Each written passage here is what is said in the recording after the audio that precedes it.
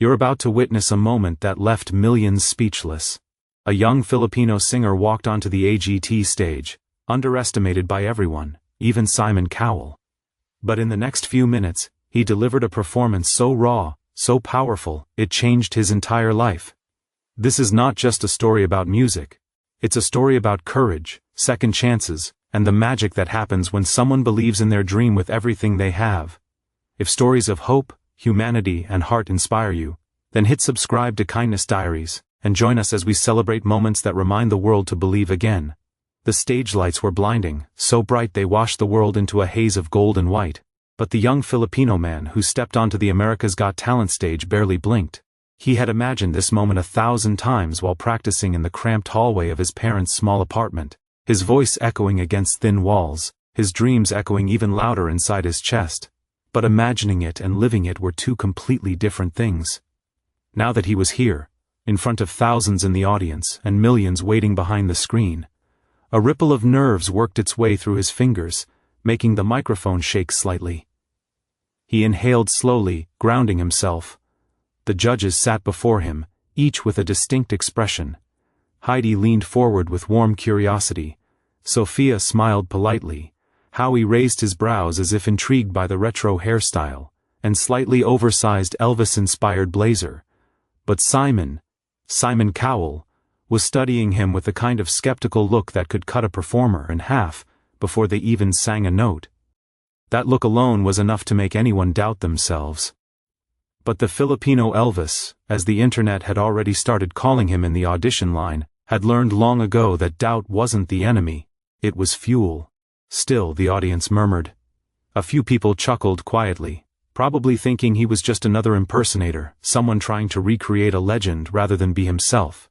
His hairstyle, his slight hip tilt, and even the subtle shine on his shoes didn't help. He looked like Elvis at first glance, yes. But that wasn't why he was here. He had a story inside him, a voice shaped not just by a legend but by life, by hardship, by hope. "Hello," Simon said finally, tapping his pen. "Your name?" His mouth felt dry, but he lifted the mic closer.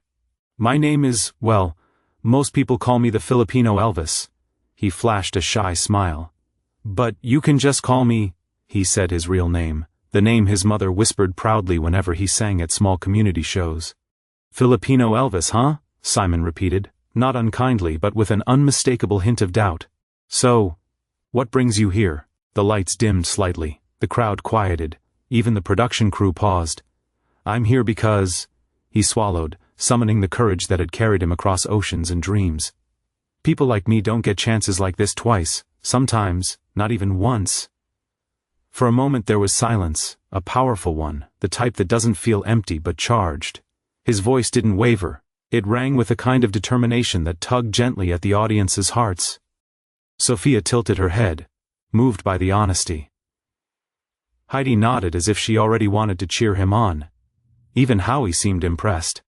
But Simon leaned back. His expression didn't soften. "What song will you be performing for us today?" Simon asked. He gave the title, and the audience applauded faintly. Elvis songs always stirred nostalgia. The Filipino Elvis adjusted his grip on the mic, lowering his shoulders to release tension. The music cue was ready. The sound engineer lifted a thumb. Everything was in place. He nodded to the booth. The first instrumental note began to play. And then, suddenly, unexpectedly, Simon lifted his hand. "Stop." A collective gasp swept across the theater. Some audience members frowned, others leaned forward intrigued. The Filipino Elvis froze mid-breath. His heart crashed loudly against his ribs. Simon cleared his throat, staring at him with an intensity that made the air feel thinner. "Let me ask you something," Simon said. "Why Elvis? Why this style? Why this voice?"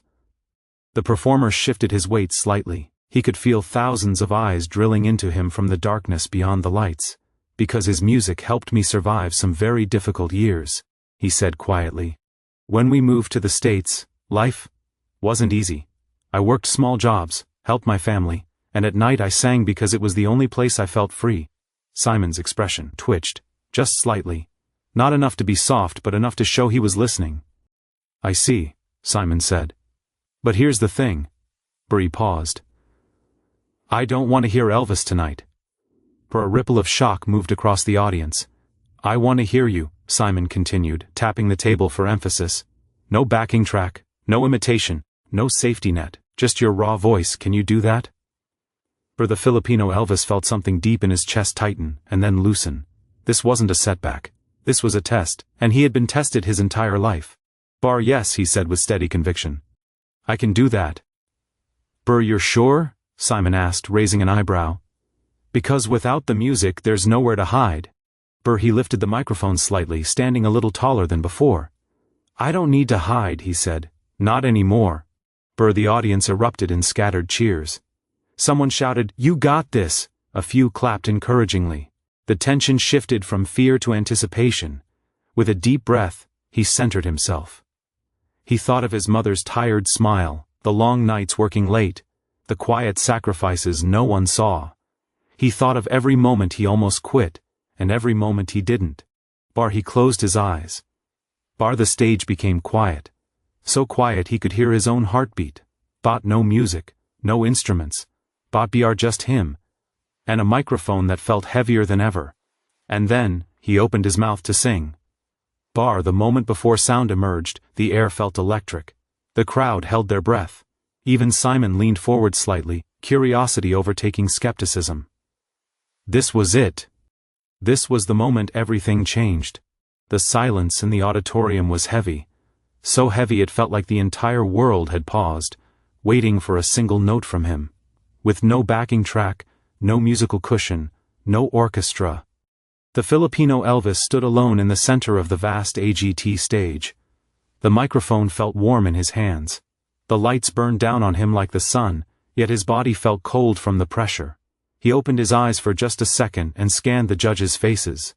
Heidi watched with open anticipation, her hands gently clasped near her chin. Sophia leaned forward in her chair as if her whole body was rooting for him. Howie, always unpredictable, tilted his head with an unusual seriousness. And then, there was Simon. Arms crossed, eyes narrowed, studying him like a puzzle he wasn't sure would fit. The young performer took a breath, a slow, trembling inhale that carried not just air but memories, late nights practicing in the laundry room of their small apartment, because it was the only place he wouldn't wake the neighbors, mornings working part-time jobs before school, afternoons helping his parents clean houses so they could pay rent. All of those moments, all the sacrifices his family made, lived inside his lungs at that moment. He exhaled, lifted the mic, and began to sing. The first note was soft, barely above a whisper, but it carried a rawness that instantly changed the atmosphere. It wasn't polished, it wasn't perfect, it was real. And that reality touched something in the room. The audience leaned in, sensing something important was happening. Then came the second note. Stronger, clearer. The tone warm like velvet. And by the third note, his voice opened beautifully, revealing a tender blend of classic Elvis richness and the emotional depth of a young man who had lived more life than he let on. His sound didn't mimic, it didn't imitate, it told a story, his story. The judges looked stunned. Sophia placed a hand over her heart, her eyes widening in disbelief. Heidi leaned to the side and whispered something to Simon, who didn't break his gaze from the stage. Howie blinked rapidly as if trying to process how such a voice was hiding behind such a nervous smile earlier. But on the stage, the Filipino Elvis was beginning to transform. His shoulders relaxed, his stance grew more confident, his voice, now soaring in the open air, felt like it belonged there. He reached a line in the song that always hit him the hardest, the one that reminded him of his mother. The emotion slipped into his voice, cracking gently, not from weakness but from truth. And that small crack, that raw authenticity, changed everything. People in the audience began wiping their eyes. His vibrato shimmered through the empty air, and even without instruments, his voice filled the stage with the warmth of a full band. He held a long note, letting it hover before sliding down into a deeper, softer tone that rippled through the silent auditorium. There was a magic to it. A kind of magic that doesn't come from technique or training, but from pain and love and hope all living in the same breath. Halfway through, the energy in the room shifted so dramatically It felt like a wind had swept through. The crowd started reacting. Gasps, whispers, soft murmurs of wow. Someone in the back shouted, "Sing it!" A few audience members rose out of their seats without even realizing it. Then something remarkable happened. Simon leaned forward, elbows on the table, hands clasped, eyes locked on the young singer. Gone was the skepticism, the usual cool expression. His eyebrows lifted slightly, his mouth parted in genuine shock. He was seeing something he didn't expect, something undeniably powerful. The Filipino Elvis continued, each lyric infused with a tenderness that made the judges forget they were judging. His voice swelled, rising like a wave, and when he reached the emotional peak of the song, he didn't hold back. It wasn't perfect, but it was honest. And honesty resonates louder than perfection. His eyes shone under the lights as he poured his heart into the final stretch. Behind that voice were all the nights he stayed up practicing quietly. All the moments he doubted himself. All the times people told him he would never make it. Every struggle, every sacrifice, every dream, he pushed them out through that microphone. And the audience could feel it. When he reached the last portion of the song, his voice took on a new power. It wasn't just Elvis anymore. It was him, completely, unapologetically him. A unique blend of soulful depth and youthful passion. He struck the final note with a clarity that sent chills through the room. The note hung in the air, suspended, golden. And then, silence. Not because the performance lacked impact, but because everyone was too stunned to react. For a full 3 seconds, the auditorium remained frozen. Then, like an explosion, the audience erupted. Cheers, shouts, applause so loud it shook the stage. People rose to their feet, clapping, screaming, whistling. Some waved flags, some cried openly, some just stood there, overwhelmed. He lowered the microphone slowly, his chest rising and falling heavily. His eyes glistened with disbelief. On the judges' panel, Heidi stood immediately, applauding with both hands raised high. Sophia was already up too, beaming at him with pure admiration. Howie shook his head in awe, clapping slowly at first, then faster as he smiled widely. And Simon stood last. Not quickly, not dramatically, but slowly, deliberately, almost respectfully. The performer's breath caught in his throat as Simon gave him a rare warm nod, and even the ghost of a smile. The young man covered his mouth with his hand, emotion flooding him, all the doubt, all the fears, all the pain of being underestimated, washed away in that single moment. He had done it. He had silenced the room, with nothing but his voice. The applause was thunderous, waves of sound crashing against the walls of the theater, and rolling back toward the stage. Gold lights shimmered over the audience, reflecting off teary eyes and sparkling outfits. People weren't just clapping, they were cheering with their entire bodies, their voices echoing in pure disbelief at what they had just witnessed. The Filipino Elvis stood at the center of the stage, the spotlight warm against his skin, but his heart beating even warmer inside his chest. His hands trembled, not from fear anymore, but from the overwhelming emotion of finally being seen, finally being heard.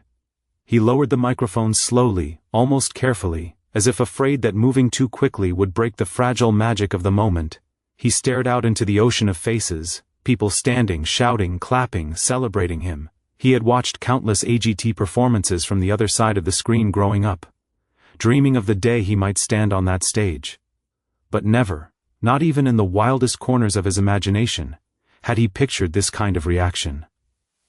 His eyes drifted toward the judges' table. Heidi was already on her feet, her hands clasped together as she beamed with pride. Sophia stood next to her, practically vibrating with excitement, shaking her head like she couldn't believe what she had just heard. Howie kissed his fingertips dramatically, and pointed at the singer on stage, his way of saying, "You nailed it." And then there was Simon Cowell, the man whose silence could make performers crumble, was still standing. His arms were uncrossed, his expression softened. Not the polite smile he occasionally gave contestants, not the amused smirk.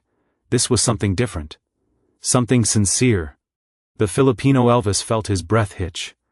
Simon leaned forward, pressing a button to activate his microphone. The room quieted instantly. The cheers softened, the whistles fell away. The The audience's energy simmered into anticipation. The young performer swallowed hard. He had no idea what Simon was about to say, but something inside him told him it would be a moment he would remember for the rest of his life. "Can I just say," Simon began, his British accent cutting crisply through the air, "that I owe you an apology?" The audience gasped. Even the other judges reacted. Howie raised his eyebrows, Sophia covered her mouth, and Heidi smiled knowingly. Simon continued, "When you walked out here I wasn't convinced. And when you said you were an Elvis fan I thought, here we go again. Another impersonator." He paused, his gaze locked on the performer. "But what you just did," Simon said, leaning closer, "was one of the most honest, heartfelt, and unforgettable performances I have seen on this stage in a very long time." The Filipino Elvis felt something in his chest break open. His hands pressed against his face, trying to hide the tears pooling in his eyes. Hearing praise from Simon was rare. Hearing an apology from him was almost mythical.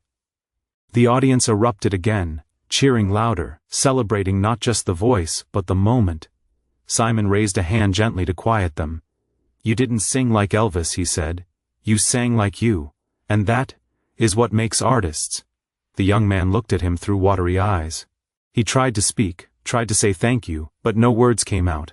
He could only nod, overwhelmed. Howie leaned into his mic next. "I agree with Simon completely. You have something special, something pure. And tonight, the world saw it." Sophia added, "You touched every single person in this room. I felt your heart in every note you sang." Heidi finished, "I'm so proud of you. So proud." The Filipino Elvis couldn't stop the tears now.